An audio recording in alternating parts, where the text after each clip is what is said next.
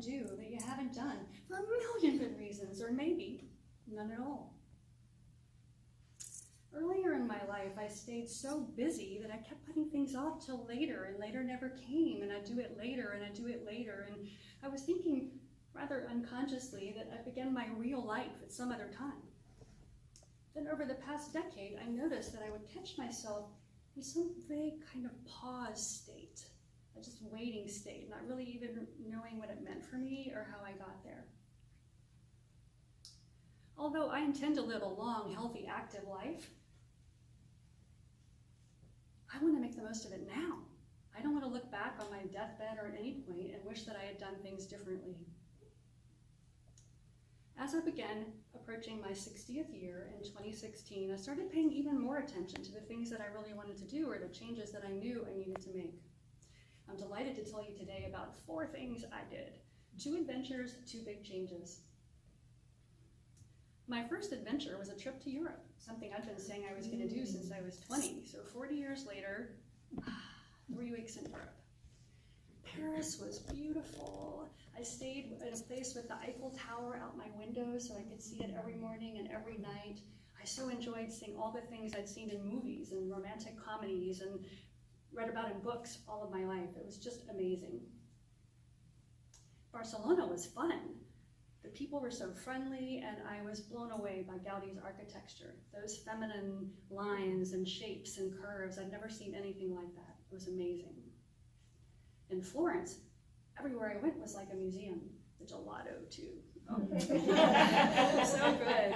And Michelangelo's David, actually standing at the foot of that statue was an entirely different experience than I had ever had just looking at the pictures in the art books. So I had an amazing time. But that's not even what I'm the most happy about. What I'm really happy about is that I went. I did it. And I've been waiting. I've been waiting for the time. I've been waiting for the money. I've been waiting for a partner who wanted to go where I wanted to go, but I stopped waiting. My second adventure, closer to home, we're blessed here in Austin to have an amazing photographer by the name of Julia V. And I went to Julia and had a boudoir. I had been telling people they should go do that for years. I would recommend it to clients as something that you should do. You should take ownership of yourself and your sensuality and your beauty and your sexuality and document that. But I'd never even thought about doing it for myself. Why would I do that? Besides, it's expensive. But ladies, I am telling you, it was a transformative experience. I spent an afternoon with Julia. I had fun with her guidance buying lingerie for this photo shoot, and parts of me came out that I didn't even know existed. And they were captured on 100 digital images that my beloved has taken and made into a slideshow with a sexy song, and we look at it often. I highly recommend doing this for yourself. And there's more. So 2 big changes. In 2016, I thought that I really needed to keep working at the job I was doing for at least 3 more years before I could formally retire and move on to the next part of my life.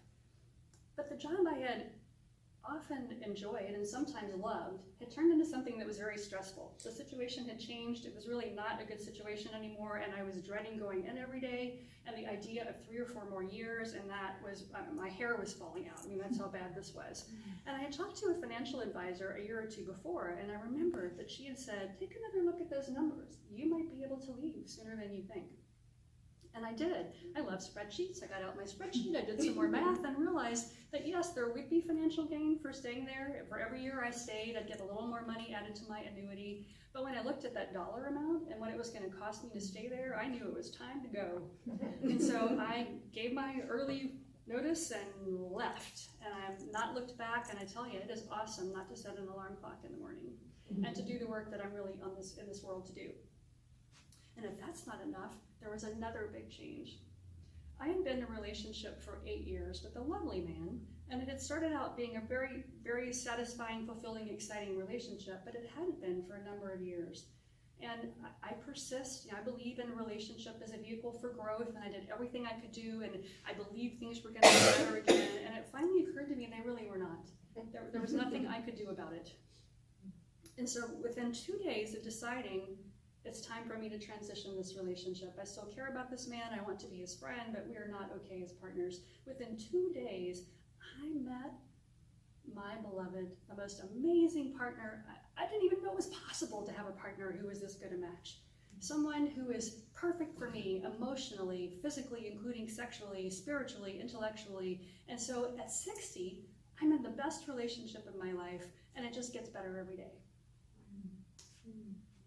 As you can probably tell, I'm pretty happy about all the things that have happened in my life because I had these experiences and because I made these decisions.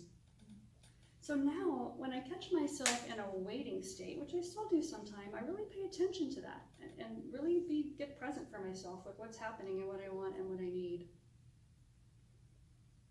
How about you? What are you waiting for?